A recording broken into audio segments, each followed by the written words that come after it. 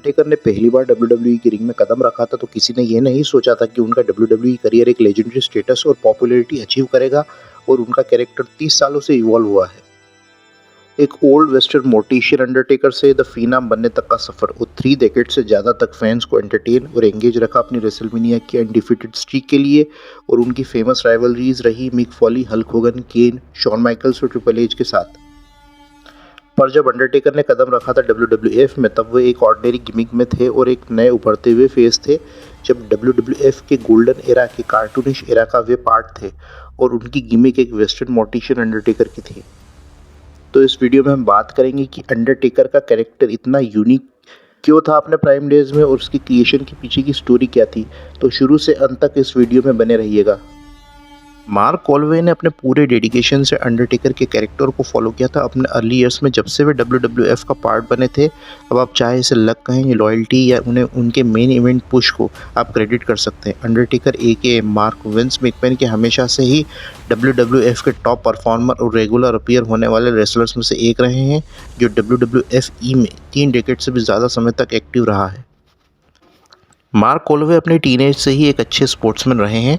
उन्होंने अपनी high school में फुटबॉल और बास्केटबॉल स्कॉलरशिप होल्ड करी है और स्पोर्ट्स मैनेजमेंट की स्टडी की है। लेकिन उनके हाई स्कूल में उनकी हाइट काफ़ी अच्छी और वे काफ़ी एथलेटिक थे तो उन्हें प्रोफेशनल रेसलिंग में इंटरेस्ट आने लगा था और 1986 से डब्ल्यूडब्ल्यूएफ वर्ल्ड वाइड काफ़ी पॉपुलर होने लगा था और प्रोफेशनल रेसलर्स की पर्सनालिटी से वे काफ़ी प्रभावित हुए थे। मार्क ने अपना कॉलेज ड्रॉप किया और बस सॉयर के अंडर ट्रेनिंग ज्वाइन की थी। मार्क ने अपने कुछ पास्ट के इंटरव्यूज़ में बताया था कि बस सॉयर उनके लिए काफ़ी लेज़ी थे और उन्हें रेसलिंग के लिए उन्होंने ट्रेनिंग नहीं दिया करते थे। इन डिसेंट ट्रेनिंग के बावजूद भी मार्क पर वर्ल्ड क्लास चैम्पियनशिप रेसलिंग के ओनर फिट्स वॉन एरिक की नज़र पड़ी थी और वर्ल्ड क्लास चैम्पियनशिप रेसलिंग के लिए उन्हें साइन कर लिया गया था। मार्क ने वर्ल्ड क्लास चैम्पियनशिप रेसलिंग के लिए परफॉर्म किया मास्क पहनकर टेक्सास रेड के नाम से और 1988 में वे कॉन्टिनेंटल रेसलिंग चले गए थे जहां पर उन्होंने परफॉर्म किया मास्टर ऑफ पेन के नाम से।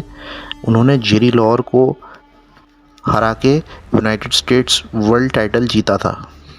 WCW 1989 के टाइम पर अपनी पीक पर थी और उनका टारगेट उस समय अपनी राइवल कंपनी WWF को इंटरनेशनल मार्केट से पूरी तरह एम्यूलेट करने का था। WCW ये चाहती थी कि उनकी कंपनी में बड़े साइज़ के रेसलर्स हो जो उनकी कंपनी के लिए परफॉर्म करे। जिम रॉस जो मार्क के टैलेंट से प्रभावित थे WCW के लिए उन्हें एक साल के लिए साइन करवाया गया। मार्क ने WCW के लिए फिर से एक नया कैरेक्टर डेवलप किया जिसका नाम था मीन मार्क कैलस और उन्हें एक टैग टीम का हिस्सा बनाया गया था जिसका नाम था स्काई स्क्रैपर्स।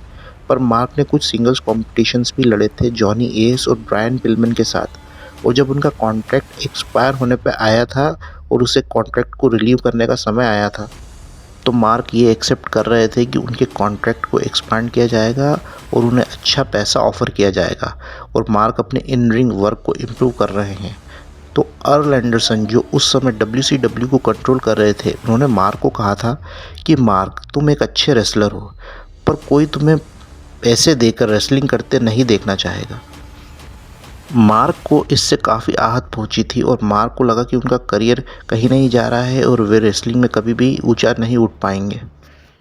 WCW को छोड़ने के बाद मार्क ने अपनी नज़रें जमाई WWF में और विंस मैकमैन से डायरेक्ट कांटेक्ट करना चाहते थे पर ऐसा नहीं हो पा रहा था। फिर मार्क ने कांटेक्ट किया उनके राइट हैंड को ब्रूस प्रिचर्ड को। ब्रूस प्रिचर्ड जब मार्क से मिले थे तो उन्हें मार्क के अंदर एक ह्यूज पोटेंशियल दिखाई दिया था।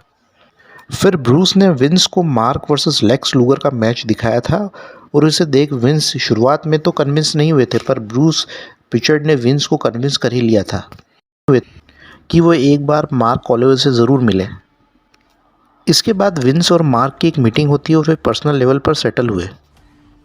विंस ने मार्क को ओल्ड वेस्टर्न मोर्टिशियन का कंसेप्ट समझाया था और इसी से जुड़ा एक दिलचस्प वाक़या ये हुआ था कि जब मार्क अपने घर में थे तो विंस का एक फ़ोन मार्क को आता है और जब मार्क फ़ोन को उठाते हैं तो विंस मैकमैन मार्क से कहते हैं इज़ दिस द अंडरटेकर। इसके जवाब में मार्क आंसर करते हैं व्हाट। इस कैरेक्टर को समझने के बाद मार्क इस कैरेक्टर को प्ले करने के लिए एग्री हुए और ब्रूस ने भी बाद में ये बताया था कि मार्क ने अंडरटेकर के कैरेक्टर को एक नई लाइफ दी थी। ब्रूस प्रिचर्ड भी WWF में अपने ब्रदर लव कैरेक्टर में थे और अंडरटेकर के स्टार्टिंग मंथ्स में वे अंडरटेकर के मैनेजर थे।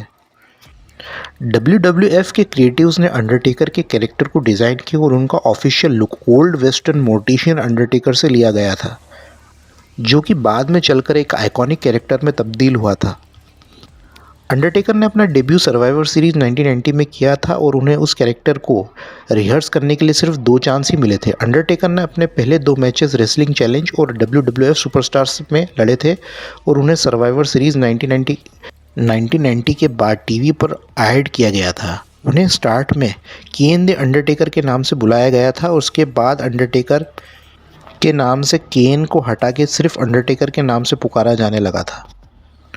अपने डेब्यू करने से पहले सर्वाइवर सीरीज़ 1990 में वे $1 मिलियन मैन टेड डिबियासी का पार्ट थे, जिनका मुकाबला ड्रीम टीम से होने वाला था। मैच के दौरान अंडरटेकर ने कोको बेवेयर और डस्टी रोड्स को एलिमिनेट करा था और वे काफ़ी स्ट्रॉन्ग स्टार्ट था मार्क ए द अंडरटेकर के लिए। अपने शुरुआती मंथ्स में अंडरटेकर काफ़ी स्ट्रांगली बुक्ड किए गए थे। अपने अपोनेंट्स के मूव्स को वो सेल नहीं करते थे और थ्रू आउट मैचेस के दौरान एक्सप्रेशनलेस रहा करते थे और कुछ भी बोलते नहीं थे। अंडरटेकर का कैरेक्टर एक फ्रैंकेस्टाइन की तरह ज़्यादा लगता था, डेडमैन की तरह नहीं, जो कि एक लंबा साइलेंट और मॉन्स्टर की तरह था। अंडरटेकर को देखकर ऐसा लगता था कि इस कैरेक्टर को पोर्ट्रे करने के लिए ही मार्क कॉलोवे बने हैं और उन्होंने इस कैरेक्टर को एक नई जान और लाइफ दी है और इस कैरेक्टर को जिया है। अंडरटेकर ने रॉयल रंबल 1991 में भी एंट्री की थी, जो कि उनका पहला रॉयल रंबल मैच था। फिर इसके बाद विलियम मूडी पॉल बेरर का डेब्यू हुआ था, जो मार्क को वर्ल्ड क्लास चैम्पियनशिप रेसलिंग के दिनों से ही जानते थे। उन्हें अंडरटेकर के साथ पेयर किया गया था, जो कि एक फ्यूनरल डायरेक्टर होते हैं, और इनकी पेयरिंग काफ़ी सक्सेसफुल साबित हुई थी। उस समय तक अंडरटेकर एक मॉन्स्टर हील थे। उसी के बाद से ही अंडरटेकर को एक ऐसा मेगा पुश मिला जिसने अंडरटेकर को डब्ल्यूडब्ल्यूएफ में एक मेगा स्टार बना दिया था। रेसलमेनिया 7 में अंडरटेकर ने जिमी स्नुका को 4 मिनट के अंदर ही डिफीट कर दिया था और उस समय किसी को भी यही नहीं पता था कि आगे चल के एक अनडिफीटेड स्ट्रीक कहलाई जाएगी अंडरटेकर की रेसलमेनिया में। इसके बाद अंडरटेकर का फ्यूड स्टार्ट हुआ अल्टीमेट वॉरियर के साथ, और अल्टीमेट वॉरियर का फ्यूड भी उस समय जेक द स्नेक रॉबर्ट्स के साथ चल रहा था। तो अंडरटेकर और जेक रॉबर्ट्स दोनों टीम अप होते हैं और बहुत सारे सीरीज़ ऑफ इवेंट्स ऐसे होते हैं जब वे अल्टीमेट वॉरियर पर अटैक कर देते हैं। लेकिन इसके बाद कुछ कारणों के चलते वॉरियर को डब्ल्यूडब्ल्यूएफ से सस्पेंड कर दिया जाता है। फिर अंडरटेकर एक बहुत बड़े थ्रेट बन गए उस समय के डब्ल्यूडब्ल्यूएफ चैंपियन हल्क होगन के लिए, और हल्क होगन के फ्यूड्स भी उस समय तक प्रिडिक्टेबल होते थे और उन्हें भी एक ऐसा अपोनेंट चाहिए था जो उनके लिए मेजर थ्रेट हो सके। और अंडरटेकर एक फ्रेश और एक मॉन्स्टर मैन थे जो होगन को चैलेंज कर सकते थे। और सर्वाइवर सीरीज़ 1991 में हल्क होगन वर्सेस अंडरटेकर का मैच सेट होता है और ये कंट्रोवर्शियल था बोथ ऑफ और ऑन स्क्रीन।